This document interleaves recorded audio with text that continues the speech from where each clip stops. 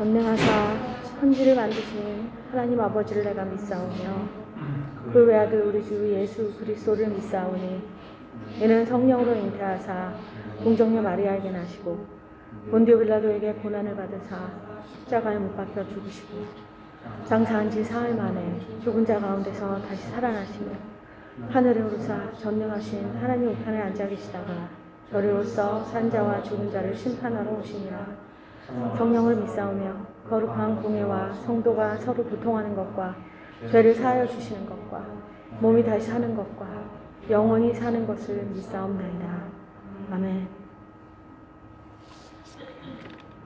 오늘 말씀은 누가복음 6장 31절입니다.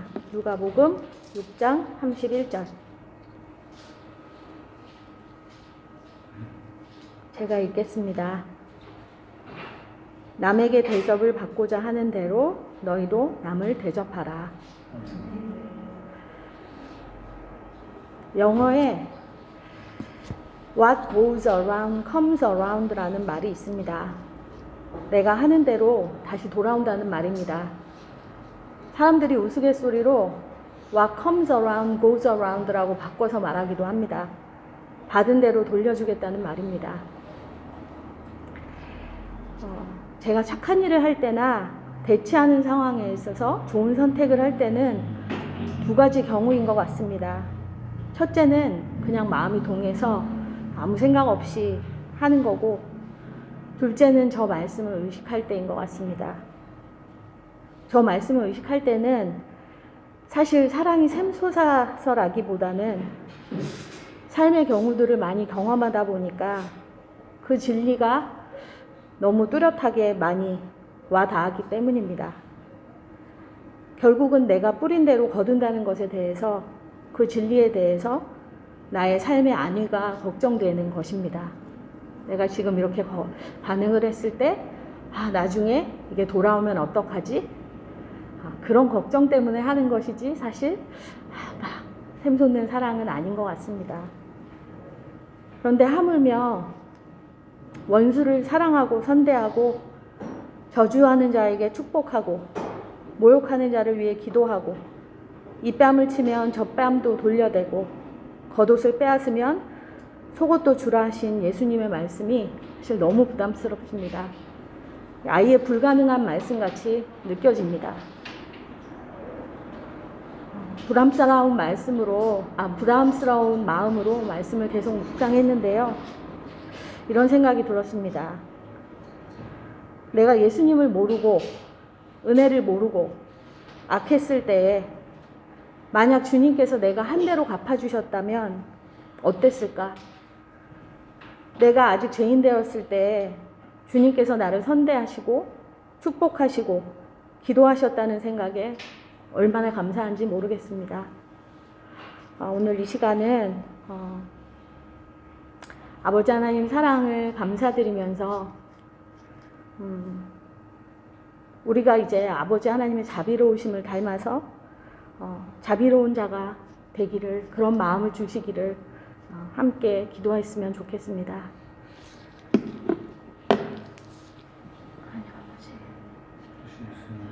아버지 하나님, 주의 사랑과 자비로 아버지 하나님 나를 선대하시고, 아버지 하나님 내가 한 대로 주께서 갚으시지 아니하시고, 아버지 하나님의 은혜와 사랑으로 아버지 하나님 나를 대하셨고, 아버지 나를 은혜로 끌어주셔서 감사합니다. 자비로우시고 사랑이 많으신 하나님 아버지 감사합니다.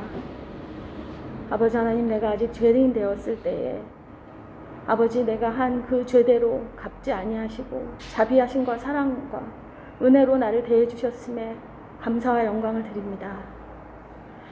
아버지 하나님, 내가 이제는 주님께 받은 그 사랑과 자비를 기억하고 마음에 이 말씀의 진리로 뿌려져서 10배, 60배, 100배 열매 맺는 자가 되기를 원합니다. 감사를 드리며 예수 그리스도 이름으로 기도합니다. 아멘.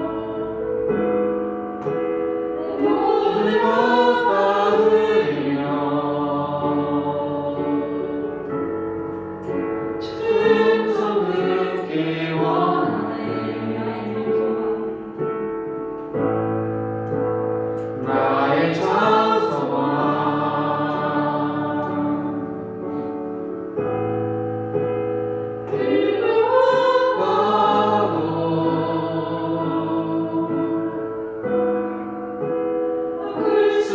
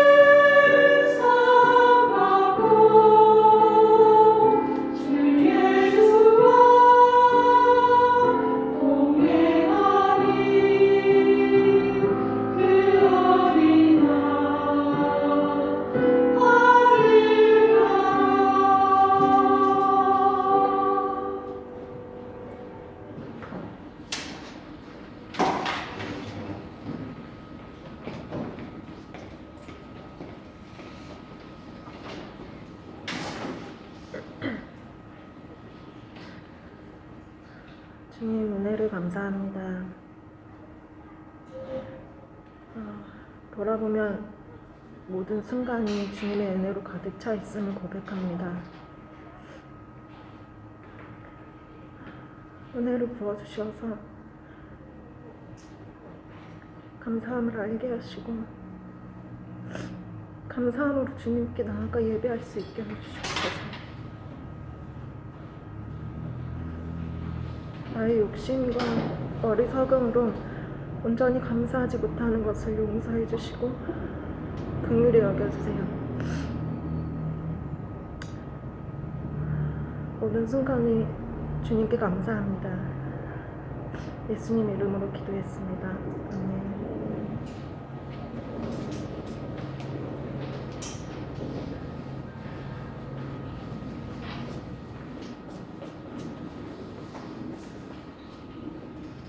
하느님 아버지, 이렇게 주일에 모여 예배드릴 수 있음에 감사드립니다.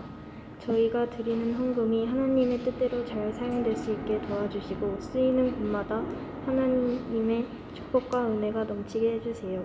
코로나로 힘들어하는 이웃들에게도 은혜를 주세요. 하루빨리 코로나 바이러스가 종식될 수 있게 해주시고 오는 주에 말씀 붙잡고 잘 살아갈 수 있도록 도와주세요. 예수님의 이름으로 기도드렸습니다.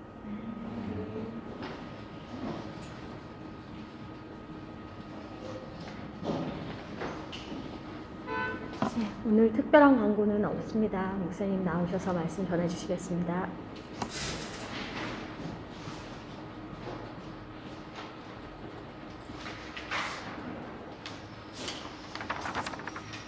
네, 그 요하실 옆에 카페 앗디제이가 있는데요. 거기 예배 드리러 오셨을 때 먼저 거기 들리셔서 차나 이렇게 드시고 오시면 좋을 것 같아요. 그래서 이제 보통 저희가 차는 이제 교회 재정으로 결제를 하고 간식은 각자 알아서 하라 이렇게 했는데 간식도 교회 재정으로 한 결제하면 좋을 것 같아요. 그래서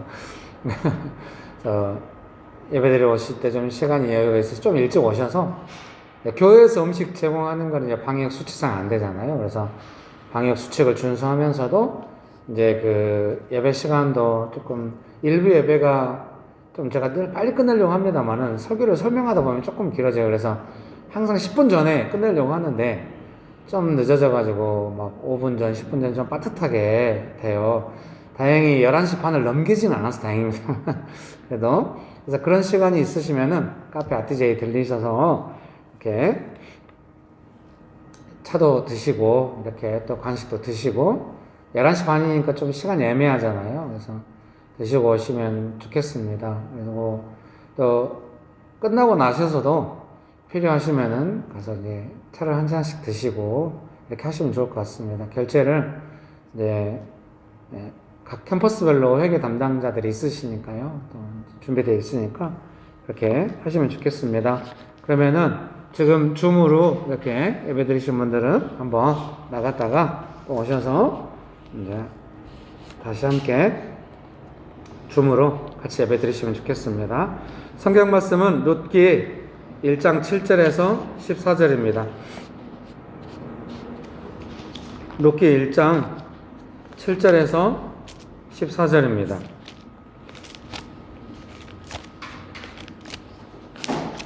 룻기 1장 7절에서 14절 말씀입니다. 근데 제가 6절부터 읽어드리겠습니다. 룻기 1장 6절에서 14절 말씀을 제가 읽어드리겠습니다. 룻기 1장 6절에서 14절입니다. 그 여인이 모압 지방에서 여호와께서 자기 백성을 돌보시사 그들에게 양식을 주셨다 함을 듣고 이에 두 며느리와 함께 일어나 모압 지방에서 돌아오려 하여 있던 곳에서 나오고 두 며느리도 그와 함께하여 유다 땅으로 돌아오려고 길을 가다가 나오미가 두 며느리에게 이르되 너희는 각기 너희 어머니의 집으로 돌아가라. 너희가 죽은 자들과 나를 선대한 것 같이 여호와께서 너희를 선대하시기를 원하며 여호와께서 너희에게 허락하사 각기 남편의 집에서 위로를 받게 하시기를 원하노라 하고 그들에게 입맞춤에 그들이 소리를 높여 울며 나오미에게 이르되 아니니이다. 우리는 어머니와 함께 어머니의 백성에게로 돌아가겠나이다 하는지라. 나오미가 이르되 내 딸들아 돌아가라. 너희가 어찌 나와 함께 가려느냐? 내 태중에 너희의 남편 될 아들들이 아직 있느냐? 내 딸들아 되돌아 가라. 나는 늙었으니 남편을 두지 못할지라. 가령 내가 소망이 있다고 말한다든지 오늘 밤에 남편을 두어 아들들을 낳는다 하더라도 너희가 어찌 그들이 자라기를 기다리겠으며 어찌 남편 없이 지내겠다고 결심하겠느냐? 내 딸들아 그렇지 아니하니라. 여호와의 손이 나를 치셨으므로 나는 너희로 말미암아 더욱 마음이 아프도다 하며 그들이 소리를 높여 다시 울더니 오르바는 그의 시어머니에게 입맞추되 룻은 그를 붙쫓았더라. 계속 이 발음이 잘 안 되나요? 네, 기도하시고 함께 말씀 나누겠습니다. 좋으신 예수님, 은혜를 베풀어 주셔서 감사합니다. 하나님만을 간절히 의지합니다.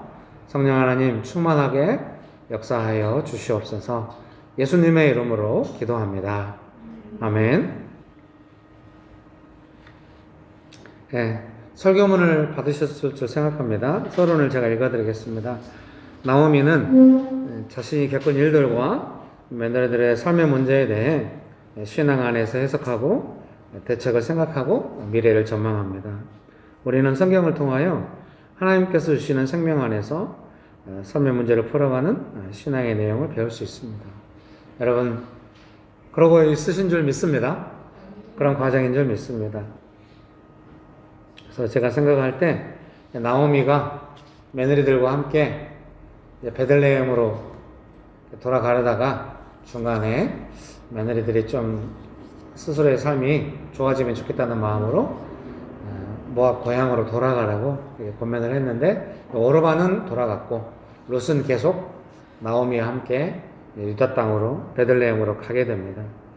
그래서 이제 나오미와 룻이 어떻게 삶의 문제를 풀어가는지를 우리가 성경을 통하여 볼 수 있습니다. 그래서 나오미와 룻의 신앙을 보면서 또 그런 관점으로 봐서 그런 건지 아니면 나오미와 룻의 어떤 성경의 삶을 볼 때 그런 게 느껴지는 것인지 또 상호 관계 안에 있는 것인지는 잘 모르겠습니다만은 무엇보다도 명신교회가 우리가 교회로 모여서 함께 배워온 것들이라고 생각이 드는데요. 이 베들레헴으로 돌아가는 하나님의 도움을 받기 위해 돌아가는 이 삶에 대해서 한 3가지 정도 생각이 듭니다. 첫 번째는 안정감 있는 신앙 이렇게 말씀드릴 수 있겠습니다. 안정감 있는 신앙이라고 한다면 나오미와 룻이 하나님께 도움받기 위해서 돌아가는 거죠. 그래서 이제 우리가 그 결론을 알고 있죠. 하나님의 도움을 많이 받습니다. 좀 나오미가 조금 위대한 거는 그런 것 같아요. 하나님이 자기를 치셨다 이렇게 표현하잖아요. 그런데도 자기는 하나님의 도움을 받고 싶다 이렇게 표현을 하는 거예요. 보통 이런 것이 어떻게 조화롭게 이루어지는지를 지금 우리가 이해하기 쉽지 않아요. 하나님이 치셨으면 나는 이제 징계를 받았으니까 인생이 끝나든지 영영 도움을 못 받든지 또 실제로 치셨는지 안 치셨는지 모르지만 내 안에 내가 이렇게 어려워진 것은 하나님이 나를 치셨기 때문에 이런 인식을 갖고 있다고 한다면 하나님을 원망하거나 두려워하거나 이렇게 가는 게 맞는 건데 나오미는 하나님께서 나를 치셨기 때문에 내가 지금 이렇게 모든 것을 잃고 혼자 남았지만 나는 하나님께서 양식을 주시고 그 백성을 돌보시고 찾아오시고 이런 하나님을 믿고 그 도움을 받고 싶다 이렇게 가는 겁니다. 사실 이게 성경적이죠. 히브리서인가요? 하나님의 징계하심을 경히 여기지 말고 아버지가 자녀를 징계하는 것처럼 이렇게 그거를 좀 이렇게 기쁘게 감당하면 좋겠다 이런 내용들이 있는 줄 생각합니다. 그런 의미에서 제가 생각할 때 이제 안정감 있는 신앙이라고 하는 것은 뭔가 내 삶이 내가 원하는 대로 잘 안 됐을 때에도 심지어는 나오미와 같이 뭔가 하나님께서 나를 치신 것 같다 이런 느낌이 있다 할지라도 나는 하나님의 도움을 받고 싶다. 하나님의 도움을 받을 수 있다. 하나님께 돌아가야겠다. 이런 생각이 이제 드는 것이 저는 좀 안정감 있는 신앙이라는 생각이 듭니다. 어차피 우리가 신앙인으로서 삶의 현실을 살아가기 때문에 삶의 현실은 좀 복잡합니다. 그 현상 자체가 복잡할 수도 있지만은 내 삶에 일어난 이 현상에 대해서 어떻게 이해해야 할지는 상당히 복잡한 겁니다. 우리의 마음이 좀 되게 복잡하죠. 단선적으로 딱 설명이 안 돼요. 좀 복잡한 마음이 있습니다. 그래서 우리가 얼른 안 되는데 이런 상황에서 우리가 하나님께 이렇게 도움받을 수 있다라고 돌아갈 수 있다고 하는 것은 되게 안정감 있다는 생각이 듭니다. 내 삶의 상황들이 항상 나를 안정감 있게 해주기 때문에 내가 안정감 있는 신앙을 갖는 것이 아니라 삶은 그렇지 않잖아요. 삶은 조금 복잡합니다. 상황도 복잡할 수도 있고 그 상황이 내게 닥쳐오는 과정을 이해하는 것도 되게 복잡할 수 있습니다. 좀 잘 이해가 안 될 수가 있고 그리고 무엇보다도 나오미와 같이 하나님 나를 치셨지만 나는 하나님의 도움을 받고 싶다 이렇게 생각이 되면 좋지만 하나님이 나를 치셨다. 근데 그런 나 자신을 보면서 내가 지금 하나님 나를 치셨다고 이 상황을 이해하고 있구나. 이게 옳은 걸까? 어떤 걸까? 이렇게 생각이 잘 안 듭니다. 치셨다는 생각이 드는 순간 원망으로 가고 이렇게 간단 말입니다. 현실이 좀 기본적으로 짜증나고 어렵고 이럴 수 있어요. 그렇게 좀 복잡한 상황인데 나는 하나님께 도움을 받아야겠다. 도움을 받는 삶이 되고 싶다라고 한다고 하는 거는 되게 안정감이 있는 거죠. 그것은 무엇을 기반으로 하고 있다는 생각이 드냐면 하나님은 나를 도와주신다 라고 이제 믿는 거죠. 그래서 그것은 뭔가 이제 내가 원하는 만큼 내가 원하는 삶에 도움이 되어야 믿을 수 있다. 뭐 이런 것은 안정감이 아니겠죠. 언제나 우리의 삶은 그렇게 안 되니까. 그래서 뭐냐면 마치 엄마가 나를 도와주리라고 생각하는 것처럼.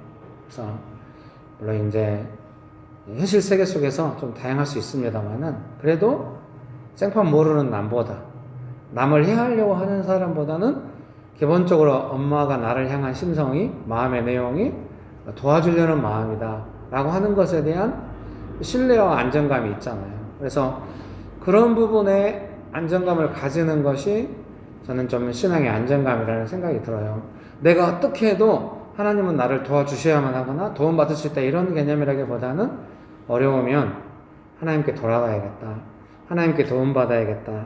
이렇게 생각하는 것이 되게 안정감 있는 신앙이라는 생각이 듭니다. 그래서 룻도 나오미도 그렇게 하지만 우리가 명신교회로 모여서 이건 사실 안정감 있는 신앙이 되십시오. 이렇게 안정감 있는 신앙이 됩시다. 꼭 이랬다기보다는 명신교회 안에서 우리가 각자 어떤 일을 겪잖아요. 그 일을 겪으면 어떻습니까? 다양한 반응이 있을 수 있겠죠. 원망할 수도 있고 분열할 수도 있고 서로 판단할 수도 있고 추측할 수도 있고 다양한 일이 일어나요. 그런데 그 결론적으로 이제 우리가 그런 것들을 사람이니까 다 겪지만 결론적으로 우리가 끌고 가는 것은 무엇입니까? 하나님께 도움받도록 그 상황들을 이끌어가는 것입니다. 그 동력이 상실되면은 각자 판단대로 교회가 되겠죠. 그러면 어떠한 역사도 없게 되겠죠. 그렇게 안 하려고 애써온 거죠. 비교적 충실하게. 그래서 어떤 사람이 어떤 반응을 보였을 때 우리가 그 반응에 놀라워하거나 그 반응을 수습하기 위해서 어떻게 하거나 하지 않았어요. 어떤 반응이 있으면 옛날 같으면 제가 직접적으로 왜 그런 반응을 하는지 돌아보세요. 이렇게 했더니 결과가 별로 안 좋았어요. 그걸 받아들이는 소수의 사람만 교회에 남았죠. 그래서 교회가 다수가 되기 위해서 제가 정책을 바꾸냐? 그런 건 아닙니다. 하나님의 은혜 안에서도 나이가 들고 해보니 그렇게 하는 것이 젊었을 때 동생들하고는 되지만 이제 나이가 들어가고 이럴 때는 그것은 저에게도 맞지 않고 함께 있는 사람들에게도 맞지 않구나. 하나님께서도 제가 어렸을 때는 이해하셨겠지만 지금은 저를 인도하시는 과정에서 그것은 아니다. 이렇게 제가 직접 어떻게 배운 건 아닙니다만은 느껴져요. 목회를 할 때. 그래서 제가 직접 왜 그런 반응을 보이시는지 돌아보십시오. 이렇게 하진 않지만 제가 어떻게 하겠습니까? 계속 기도하면서 그 사람을 도우면서 교회를 섬기면서 어떻게 하기를 원하겠습니까? 당신이 스스로 당신의 반응을 돌아보면서 하나님 앞에서 어떻게 도움을 받을지에 대해서 정직하게 되도록 기도합니다. 이렇게 하고 제가 일관성 있게 사람들을 그렇게 대해야 사람들도 김길 목사와 함께 신앙생활할 때 어떻습니까? 명신교회로 모였을 때 정직하게 하나님께 도움을 받아야겠다 이렇게 돌아갈 수가 있는 것입니다.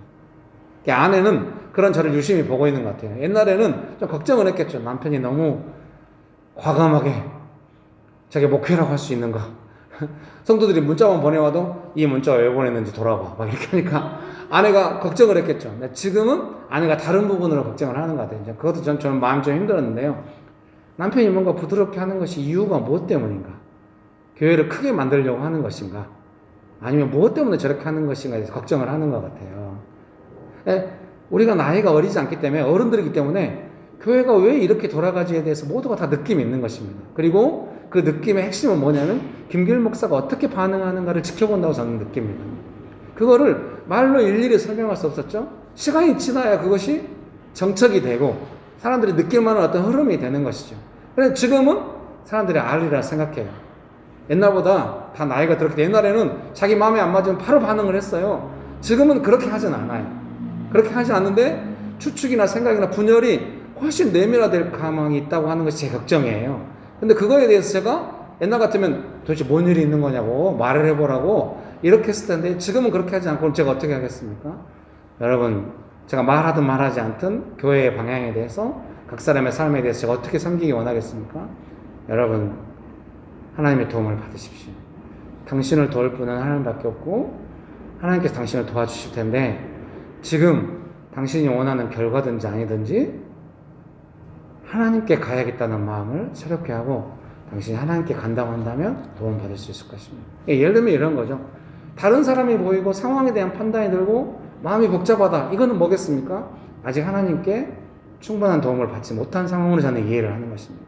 하나님의 도움을 받았다고 하는 건 뭐겠습니까? 사람들이 의식이 안 되는 거예요. 사람들을 살피지 않아요. 내 마음의 안정감이 하나님께 있는 것입니다. 즉각 이렇게 해요. 그러니까 어때요? 하나님께서 나를 치셨다 이런 말도 할 수 있는 거예요. 도움 받으니까. 진짜 무섭고 공포감 있고 심판받았다 생각 이런 말 하기 쉽지 않겠죠. 그 상황을 벗어나려고 하는 것이 인간의 본성일 겁니다. 그러나 하나님께 이미 도움을 받고 있기 때문에 은혜가 있기 때문에 과거에 제가 제 마음대로 한 적도 있고 하나님께서 저를 치신 적도 있습니다. 그러나 저는 하나님의 도움을 받기 원합니다. 이렇게 갈 수가 있는 것이죠. 그것이 안정감 있는 신앙인 줄 믿습니다. 여러분 믿으십니까? 그런 은혜가 있게 되시기를 주의 이름으로 축복합니다. 그래서 계속해서 우리가 명신교회로 모여서 함께 할 때 궁극적으로 원하는 게 뭐겠습니까? 어떤 사람이 어떤 반응을 보이든지 결국 그 사람이 하나님 안에서 안정감을 찾을 때까지 우리는 기다리면서 기도하면서 함께 가는 것이고 때로는 어떤 이제 서장희 집사님 표현에 의하면 자기는 힘든데 왜 자기 안 받아주고 훈련하라고 하는지 너무 힘들었다고 그래서 막 저를 향해서 기도하나 원망하고 이럴 때가 있었다는 거예요. 제가 안 받아주는 동안 제가 상당히 괴로웠습니다. 그러나 내가 겉으로는 안 받아주고 있지만 속으로는 다 생각하고 있어. 저는 그런 걸 아주 딱지색입니다. 그런 거 아주 안 좋아하고요. 미안합니다. 제 성향을 어떻게 하겠습니까? 원망하고 있다는 걸 느꼈습니다. 그러나 제 안에도 힘들었지만 어떻게 하겠습니까? 여기서 제가 잘 반응해야 교회가 올바른 방향으로 간다. 그런 것도 아니었습니다. 단지 그 순간에 저도 하나님께 순종하고 있었기 때문에 저도 제 마음대로 안 한 것입니다. 제 성격 같으면 당신이 하고 있는 걸 보십시오. 이렇게 말하거나 과정이 이렇고 결론이 이렇게 되기 때문에 이렇게 하는 것이죠. 얼마든지 설명하고 싶었죠. 그러나 저도 아니 이렇게 하면 안 돼. 참고 이런 것도 아닙니다. 단지 하나님께 순종한 것입니다. 저도 하나님께 순종했더니 하나님께서 점점 집사님의 마음을 만지고 삶을 알려주시고 이렇게 된 것입니다. 너무 감사했죠. 제가 점점 그런 것이 많아지니까 어떻게 하겠습니까? 하나님께서 각 사람에게 찾아오셔서 도와주신다고 하는 것을 느낄 때까지는 저도 하나님께 순종하면서 기도하면서 나아가야겠다. 그래서 명신교회로 모여서 우리가 가장 첫 번째 원하는 게 뭐겠습니까? 하나님께 가야겠다. 하나님께 도움. 나는 지금 사람을 의식하고 있구나. 나는 지금 상황의 마음을 빼앗겼구나. 아직 내가 하나님의 도움을 충분히 받고 있지 못하구나. 내가 원하는 결과로 가려면 하나님께 가야 돼. 하나님의 도움을 받아야 돼. 이렇게 생각할 수 있기를 바라고 지금 그런 게 비교적 잘 되고 있다고 생각해요. 왜냐하면 어떤 상황이 어떤 반응이 서로 좀 어려울 법한데도 그거를 각기 내가 참는다. 뭐 이런 거 교회에서는 잘 안 참잖아요. 어떻게든 표시를 하거든요. 직장에서야 참지만 직장처럼 교회에서 참으면 어떻게 되겠습니까? 절대 안 되겠죠. 그러면 다 가족들처럼 하듯이 막 그렇게 해야 되는가? 그게 아니라 하나님의 도움을 받는다고 하는 것을 깨달아서 궁극적으로 이제 우리가 물론 이제 한계가 있겠죠. 우리가 사람들이니까 궁극적으로 우리가 바라는 거 뭐겠습니까? 어떤 상황이 발생할 때마다 민감하게 즉각적으로 좀 빠르게 지금 하나님의 도움이 필요하다. 각자가 그렇게 생각할 수 있습니다. 그리고 어떤 반응이 미묘할 때는 지금 우리가 각자 하나님의 도움이 필요한 상황입니다. 사실 제가 이제 몇십 년 동안 설교하며 사역하니까요. 어디 설교하러 갈 때 이제 그런 경우가 많이 있어요. 정말로 막 하기 싫고 막, 이건 제 느낌이 아닌 것 같이. 정말로 하러 가고 싶지 않고 막 하기 싫고 막 이런 느낌이 강력하게 올 때가 있어요. 처음에는 몰랐죠. 아, 내가 너무 지쳤나 하기 싫은데 그게 이제 자주 오다 보니까 이제 설교하면서 사역하면서 생각하다 보니까 깨닫게 된 거죠. 아, 지금 이 공동체가 겪고 있는, 저는 이제 그 공동체 하나님의 메시지를 전달하러 가야 되잖아요. 이 공동체가 지금 뭔가 분열이 있는 게 아닐까 이런 생각을 하게 됐어요. 그래서 이제 너무 그런 거에 시달리면은 그 설교하러 가서는 여러분 하나 되어야 합니다. 무조건 하나 되는 그 분열의 내용이 뭔지는 모르잖아요. 그리고 아직까지 제 추측일 수도 있고, 근데 너무 이제 선명하게 시달리니까 너무 자주 몇십 년 동안 그런 일이 자주 있었기 때문에 보통 하면은 대부분은 좀 성령님께서 인도하심과 은혜가 있었고 사람들이 좋아지고, 그래서 명신교회 안에서는 그동안에 한 번도 사실 그런 적이 없었어요. 근데 최근에 오면서 그런 일이 조금 느껴지고 있어요. 사실 오늘 아침에도 그런 거죠. 너무 이제 어떤 교회 공동체 가서 막 너무 시달리고도 그런 느낌까지는 아닌데 오늘 아침에 약간 하기 싫다는 마음이 시달리는 거죠. 이것은 제가 성교육을 싫거나 명신교회 목회를 하고 싫거나 그런 개념은 아니죠. 뭔가 그래서 제가 속으로 생각은 뭐겠습니까? 뭔가 우리 교회 안에 분열이 있구나 이렇게 생각했다기보다는 각자 뭔가 판단이 있을 수 있는데 이거를 어떻게 하나님 앞에 가게 할까에 대해서 고민하고, 최근에 그런 일이 있을 때마다 제가 계속 기도하고 있는 것이죠. 분열이라고 하는 것은 누구와 싸웠다 이런 개념이 아니라 어떤 상황에 대해서 각자 판단으로 하나님 앞에 가지 않을 때, 각자의 판단이 진행될 때 그때 되는 것이죠. 그거를 우리가 할 수 있는 건 뭐겠습니까? 우리 명신교회로 모여서 오랫동안 훈련한 내용은 결국 뭐겠습니까? 각자의 판단이 각자의 삶으로 가지 않도록 어떻게 하겠습니까? 하나님께 가서 도움받도록 돕는 것이 목표인 거죠. 그래서 여러분께서 그렇게 생각하실 수 있어요. 아, 성도님이 이렇게 생각하고 저 성도님 저렇게 생각하는데 김길 목사는 누구 편이야? 아마 지금 그렇게 생각 안 하겠죠. 근데 본능적으로 생각할 수 있거든요. 그렇게 지금은 분명히 생각 안 할 겁니다. 그런다고 해서 김길 목사가 아, 우리 모두가 지금 하나님께 도움받도록 기도하고 있구나 이렇게도 생각은 안 할 것 같아요. 그렇게 생각해 주면 좋겠습니다. 근데 궁극적으로 제가 바라는 건 뭐겠습니까? 각자가 뭔가 마음이 좀 복잡하고 어떤 상황이나 현상에 대해서 자기만의 생각이 들고 이럴 때 그 상황이나 어떤 사람, 교회 또는 김길 목사의 반응 그게 결정적이진 않잖아요. 내 생각, 내 반응, 내 생각과 나의 반응에 대한 하나님의 도우심 이게 결정적이죠. 제가 제일 안타까운 건 뭐겠습니까? 제 자신한테 성도인들의 각자 반응에 제가 마음을 빼앗겨가지고 그것을 교정하려다가 제가 인도하심을 놓치거나 그거에 대해서 방치하다가 제가 인도하심을 놓치거나 그것은 제 인생이 나빠지는 것이죠. 제 인생이 좋아지려면 어떻게 되겠습니까? 사람들이 어떻게 반응하든지 간에 어떤 현상이 벌어든지 간에 나는 하나님께 순종하고 하나님께서 하실 것을 믿고 내 개인적인 삶, 내 마음의 내용부터 하나님의 도움을 받아서 내 목회 현장에 저는 이제 목사니까 이곳에서 하나님의 도우심이 구체화될 때까지 나는 하나님께 순종할 거다. 이렇게 나가는 것이 제 인생이 복된 것이죠. 여러분의 인생이 가장 복된 건 뭐겠습니까? 누가 어떻게 생각하고 누가 저렇게 하니 나는 이렇게 생각이 들고 김길 목사는 어떻게 하고 내 삶의 현장 가족 안에 어떻고 이런 것들로 복잡한 것이 내 인생의 복. 그거에 대해서 내가 뭔가 잘못 받는 것이 내 인생이 복되겠습니까? 그렇지 않습니다. 아, 이런 거에 내가 너무 신경 쓰고 있구나. 마음을 빼앗기고 있구나. 나는 하나님의 도우심을 받아야 한다. 나는 하나님의 은혜가 필요하다. 지금 내 마음은 하나님의 도우심이 필요한 상태다. 이렇게 가는 것이 복된 것입니다. 여러분, 그런 복을 누리게 되시기를 주의 이름으로 축복합니다. 그 안정감 있는 신앙이 무엇인지 제가 설명했습니다. 그래서 명신교회로 우리가 모였을 때 안정감 있는, 그 안정감 있는 신앙이 됐다는 걸 언제 알겠어요? 아, 어떤 상황이 발생했는데 그 상황을 보면서 자기 마음의 상황에 반응하는 마음을 이야기하고 있지 않구나. 아, 저 사람이 지금 하나님의 도움을 받아서 그 상황에 대해서 자기의 마음을 만져가고 있구나. 이게 지금 이제 안정감이 있다고 생각했죠. 그 마음을 만져가면 어떻게 됩니까? 당연히 그 삶의 문제, 상황에 대해 집중력이 높아져가지고 하나님의 도우심이 구체적으로 되는 거죠. 나오미가 모든 걸 잃어버렸어. 며느리들 뭐 어떻게 할 거야? 같이 갈 거야 말 거야? 막 이런 식으로 얼마나 인생이 불안합니까? 하나님 나를 치셨지만, 나 혼자 남았지만, 재산도 잃어버렸지만 나는 하나님의 도움을 받고 싶다. 난 하나님께 갈 거다. 너희도 인생이 잘 됐으면 좋겠다. 막 이렇게 가는 거예요. 그래서 결국 어떻게 됩니까? 자기 삶에 대해서 나중에 가서 뭐 이렇게 이삭을 주어서 살아도 그런 걸 두려워하지 않게 되고 집중력이 엄청 높은 거죠. 집중력이 높죠. 내가 어쩌다 인생이 이렇게 되었나. 내가 가진 게 많았는데 이삭을 주어서 먹고 살다니 이렇게 되거든요. 그렇게 안 되는 거예요. 집중력이 높아지는 겁니다. 그러니까 어떻습니까? 하나님의 도우심이 과거에 어려웠던 것보다 훨씬 더 많아지고 남들이 다 인정할 만한 진짜 하나님의 도움을 많이 받았구나. 인생이 잘 되고 혼자 남았을 때하고 전혀 다른 삶으로 가는 것이 우리가 원하는 삶이 그런 거 아니겠습니까? 그래서 안정감 있는 삶의 신앙이라고 하는 것이 그런 부분에 중요하다는 생각이 듭니다.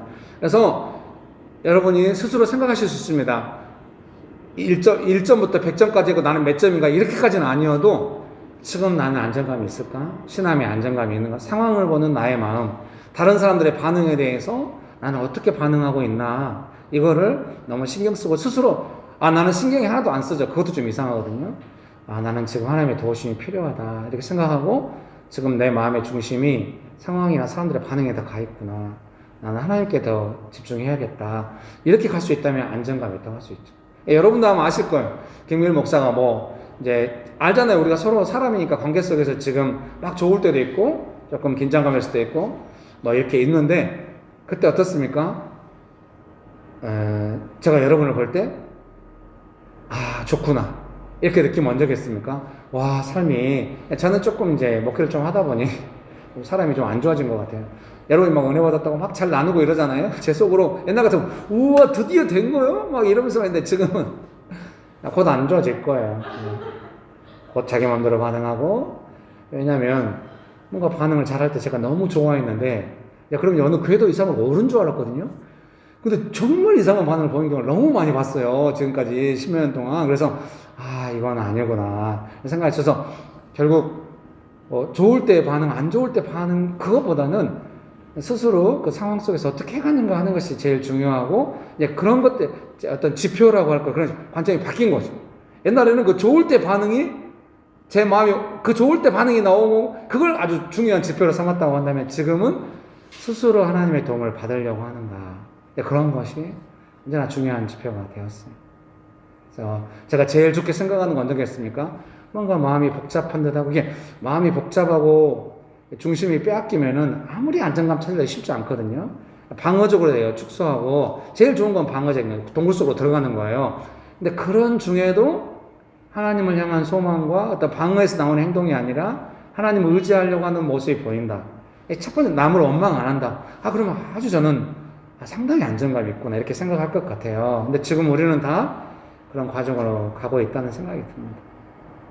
축복합니다. 두 번째로는 제가 생각할 때 삶의 문제를 감당해가는 어떤 신앙이라는 생각이 들어요. 삶의 문제를 감당한다고 하는 것이 그런 거죠. 서정희 집사님하고 그런 이야기 했는데요. 수요 기도회 때 처음 수요 기도 우리가 도시에서 모이니까 되게 멀거든요. 애 데리고 계속 오는 거예요. 늘 마음에 부담이 있었어요. 근데 최근에 이제 수요 기도는 마음에 부담이 하나도 안 돼요. 그때 정희 집사님께 말씀을 옛날에는 조금 시장님 볼 때마다 좀 부담이 있는데 지금은 부담이 하나도 안 된다고. 그건 뭐냐면 전에는 이제 뭔가 자기 삶에 어떤 문제가 있으면 그 문제를 그대로 들고 이제 예배로 오는 기도회로 오는 거죠. 그러면은 그 삶의 문제를 좋게 하기 위해서 기도회가 진행되지는 않지만 기도회를 들다 보면 어느 정도 좀 위로가 되거나 뭔가 느낌이 있으니까 이제 오는 것 같아요. 근데 지금은 하나도 안 그래요. 왜냐하면 제가 정의성 이야기한 거는 정의수사님이 삶의 문제를 즉각적으로 잘 감당해 가진 않지만 자신의 삶의 문제에 대해서 이건 내 문제고 내가 훈련해야 되는 문제고 내가 사역해야 되는 문제라고 하는 것에 대해서 정말 많아진 거예요. 그래서 제가 뭔가를 작게 돕잖아요.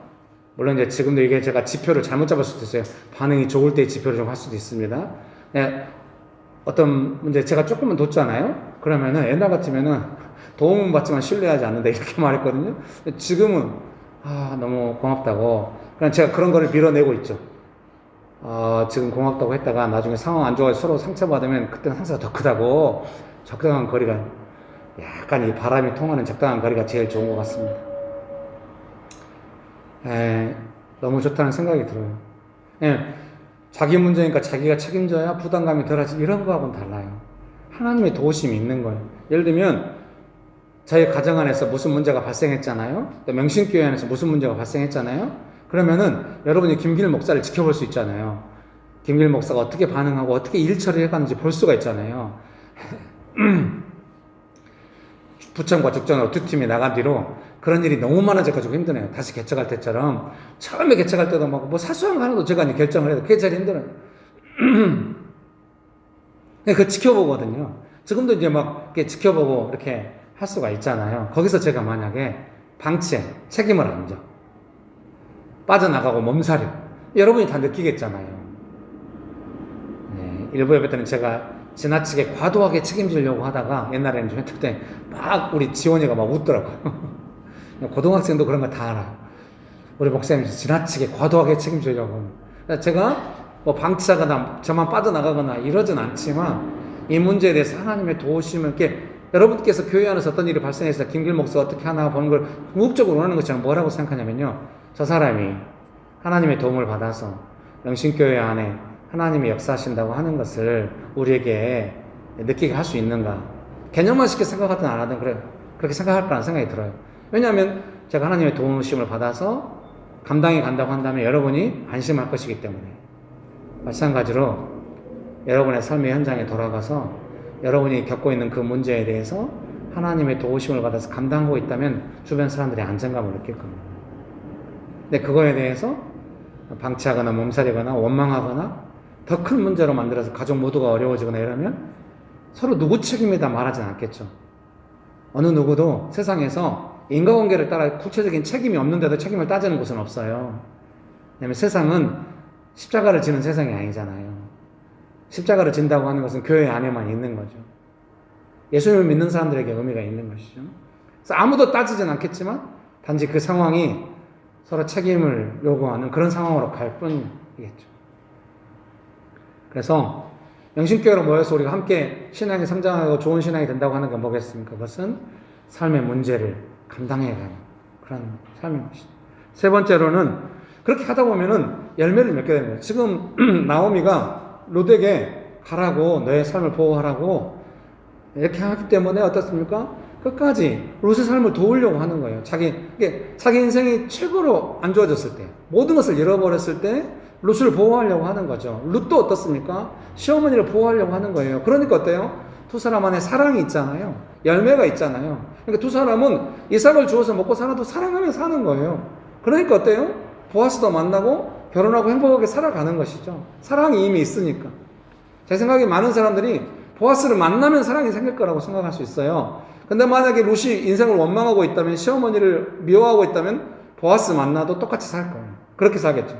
근데 이미 나오미와 롯은 하나님의 도움을 받아 사랑하며 사는 거예요. 아마도 보아스는 그게 좋아 보이는 거예요. 나중에 해야 될 내용이 먼저 나왔으면 보아스가 롯에게 뭐라고 말합니까?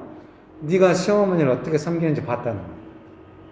그건 어떻겠습니까? 와, 시어머니를 잘 섬기네. 훌륭한 며느리구만. 그래서 나도 섬겨주겠지. 이런 건 아니겠죠, 설마. 그건 뭐겠습니까? 사랑을 본 것이겠죠. 그 열매를 본 것이겠죠. 저는 모든 사람이 그 열매를 바란다고 생각해요. 그래서 그 열매가 언제 생깁니까? 아무것도 없을 때 시어머니를 사랑할 때, 아무것도 없을 때 며느리를 사랑할 때 열매가 생기는 거예요. 그러니까 우리가 어떻습니까? 삶의 문제를 감당한다는 게 내가 해결해야 돼, 내가 책임져, 이런 개념이 아니죠. 하나님의 도움을 받아서 막 기도하면서 씨름하고 있을 때 그때 뭐가 생깁니까? 열매가 생기고 있는 겁니다. 그러잖아요. 제가 늘 말했습니다. 어떤 사람이 유튜브에 댓글 달았잖아요. 명신교회 예배 보고 나서. 하고 김길 목사님 오랜만에 찾아서 들어왔는데 아마 그 마음이 안 좋아요. 자비량으로 사니까 더 깊어진 것 같아요. 저를 지켜보는 거잖아요. 왜 나를 지켜볼까? 그냥 자비량으로 사니까 다 볼 수 있는 거죠. 어떻습니까? 김길 목사가 삶의 안전판을 이루어가지고 하나님의 도우심을 받지 않고 자기가 만든 안전판으로 살아갔다고 한다면 본인이 느끼었던 열매가 없었을 텐데, 제가 어려울 때마다 하나님 의지하고 도움받고 그런 시간이 저는 조금 괴로울 수 있죠. 그런 시간이 열매를 맺는 시간인 것이죠. 그래서 명신교로 우리가 모였을 때 어떻습니까? 신앙의 안정감 있고 삶의 문제를 감당하려고 하나님도 우리 많은 그 가르침의 내용이 뭡니까? 이 삶의 문제를 어떻게 감당해 갈 것인지에 대해서 우리가 함께 배워가고 있는 것입니다. 여러모로. 그래서 그렇게 갈 때 우리의 삶의 열매가 맺어지는 것이죠. 그럼 어떻습니까? 주변 사람들에게 마음 쓴수의 말과 행동을 통해 그 열매를 나누게 되는 것이죠. 영신교회로 모였는데 이런 내용이 없었다. 우리가 모이기가 쉽지 않았겠죠. 열매가. 마찬가지로 사랑하는 성도들의 삶의 현장에 돌아가서 열매가 없다. 열매가 없는 삶이 되는 것이죠. 우리가 맹식교로 모여서 이런 걸 소망하기 때문에 우리의 삶이, 저는 이것이 이런 삶이 되어야 한다 이렇게 해오진 않았던 것 같아요. 우리가 그동안 훈련해왔는데 중간쯤 와서 보니까 우리가 원하는 게 이런 삶이구나, 우리가 배운 삶이 이런 삶이구나, 나오미와 룻도 그렇구나 이렇게 생각합니다. 그래서 뭡니까? 하나님의 도움을 언제나 신뢰하는, 도움받는 것을 신뢰하는 안정감 있는 신앙, 삶의 문제를 감당하고 하나님의 도움으로 삶의 문제를 감당하고자 하는 신앙, 그 과정에서 열매를 맺어서 열매를 나누는 신앙, 이런 것이 명신교회가 원하는, 우리가 함께 모여서 그림 그리는 삶이구나 이런 생각을 했습니다. 우리가 지금 이런 걸 배우고 있는 줄 믿습니다. 그러나 내가 가득하게 되시기를 주의 이름으로 축복합니다. 그렇게 되기 원하십니까? 네. 그래서 설교문 2번입니다. 2번 제가 읽어드릴게요. 나오미는 여호와께서 너희로 하여금 각자 남편의 집에서 쉴 곳을 찾아주실 것이다. 히브리어 직역성경 1장 9절 상반절입니다. 라고 며느리들을 축복합니다. 그리고 자신의 삶의 현재에 대해서는 여호와의 손이 나를 치셨으므로 나는 너희로 말미암아 더욱 마음이 아프다. 라고 말합니다.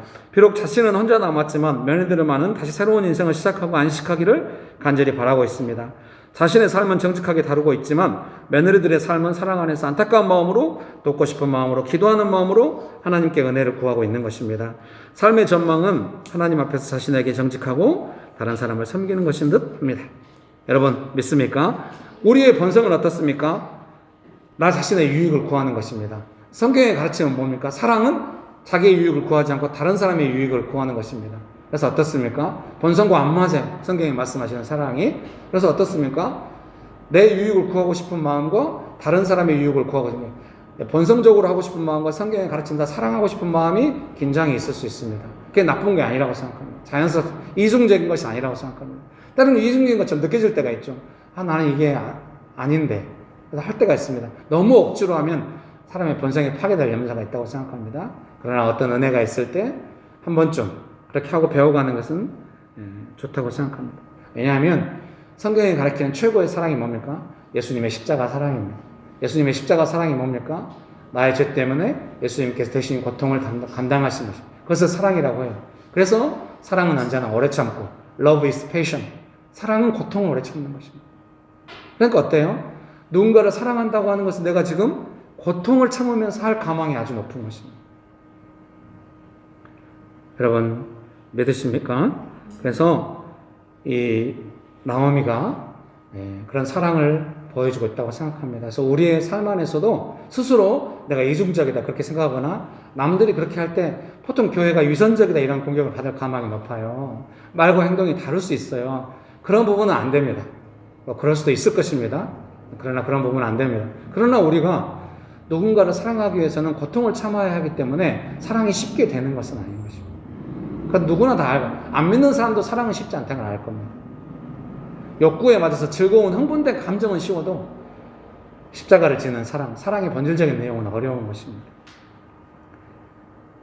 여러분 믿으십니까? 그래서 우리가 지금 현재 어떻게 배워가겠습니까? 내 삶에 어떤 문제가 발생했을 때 나의 본성과 사랑하는 것이 아예 분리가 돼가지고 사랑은 힘들고 어려운 것이고 내가 해서는 안 되는 것이고 나는 나의 유익을 구할 거야. 그런 사람은 우리 중에 없다고 생각합니다. 생각만으로도 그렇게 하진 않을 겁니다. 사랑을 하고 싶은 마음도 있고 나 자신을 지키고 싶은 마음도 있는데 그것이 어렵다고 하는 것이 우리의 생각일 겁니다. 그럼 여기서 우리가 어떻게 되겠습니까? 어려워도 해야 돼. 그런 것은 조금 오래 못 갑니다. 제 생각에. 그럼 우리가 어떻게 되겠습니까? 이 사랑을 해가는 과정에서 내가 나 자신을 지키고 싶고 나 자신을 보호하고 싶은데 고통을 참으면서 사랑한다는 건 상당히 어려운 일이구나. 그래서 내가 이 과정에 계산하지 않고 하나님 보고 계시니까 내가 이 사랑한다고 예를 들면은 상황이 이끌려서 외식하면서 하는 건 너무 심각하죠. 그래서는 안 되지만 하나님이 보시고 계시다고 믿고 하나님께서 갚아주실 것이라고 믿고 하나님께 순종하는 마음으로 하는 것이 필요하다고 생각합니다. 우리가 그것을 배워가는 중이라고 생각합니다. 내가 이중적으로 할 수 없어. 상황이 있어서 내가 어떻게 해. 그거는 우리가 아니라고 생각하고 그런다고 해서 억지로 하고 이런 것도 아니고 나오미처럼 하나님의 도움을 받아서 며느리를 생각하고 이렇게 하는 것처럼 우리도 어떤 상황들에 대해서 그렇게 가는 것은 우리의 삶을 좋게 해주리라 생각합니다. 왜냐하면 처음에 이중적인 것 같고 이래도 나중에 하나님께서 은혜를 주시면 자연스럽게 될 줄 믿습니다. 여러분 믿으십니까? 그런 은혜가 있게 되시기를 주의 이름으로 축복합니다. 그래서 명신교회로 모여서 우리가 가족이나 직장에서나 불특정 다수나 또 교회 성도들이나 사랑한다고 할 때는 이게 쉽지 않고 나의 본성과 안 맞는 것이죠. 그래서 우리 이중적으로 하지 않죠. 하나님의 도움을 받아서 비록 내 본성과 안 맞게 내가 행동하고 말하고 하고 있다 할지라도 나는 지금 사랑을 배워가고 있다. 이렇게 생각하면 예, 옆에 분들에게 한마디씩 할까요? 앞뒤로 사랑을 배워갑시다. 네. 기도하고 네, 마치도록 하겠습니다. 지금 몇 분 남았습니까? 3분 20초요. 아, 네. 줌 때문에 시간을 상당히 쫓겼습니다. 그러나 줌 때문에 좋은 것 같아요. 줌으로 하니까 시간 안에 예배를 마치려고 하게 돼요. 같이 잠깐 기도하실까요? 기도하실 때 주님, 아까 제가 3가지 말씀드렸죠. 안정감 있는 신앙, 뭐 이렇게 몇 가지 말씀, 삶의 문제를 감당하는 거, 그 다음에 이렇게 열매를, 예수님을 증거하는 삶. 여러분 원하십니까? 주님, 제가 그런 삶으로 나아가기 원합니다. 저를 도와주십시오. 제가 지금 배우고 있습니다. 은혜를 베풀어 주십시오. 간절히 기도합시다. 좋으신 예수님 은혜를 베풀어 주셔서 감사합니다. 우리로 명신교회로 모여서 함께 열매 맺는 신앙으로, 열매를 나누는 신앙으로 나아갈 수 있도록 축복하여 주셔서 감사합니다. 은혜를 베푸신 예수님 감사합니다. 좋으신 예수님, 우리가 언제나 하나님께 도움받을 수 있다는 안정감이 충만하게 하여 주시옵소서. 열매가 풍성하게 하여 주시옵소서. 삶의 어려움을 감당할 때마다 열매 맺고 있다는 것을 알고 하나님을 의지하고 도움받게 하여 주시옵소서. 예수님의 이름으로 기도합니다. 아멘. 이제는 우리 주 예수 그리스도의 은혜와 아버지 하나님의 크신 사랑과 성령님의 교통하심이 하나님의 도움을 받아 살아가기로 결정하는 명신교회 사랑하는 성도들의 삶 위에, 명신교회 위에, 조국교회 위에, 온열방 위에 지금부터 영원토록 함께 하시기를 간절히 축원합니다. 아멘.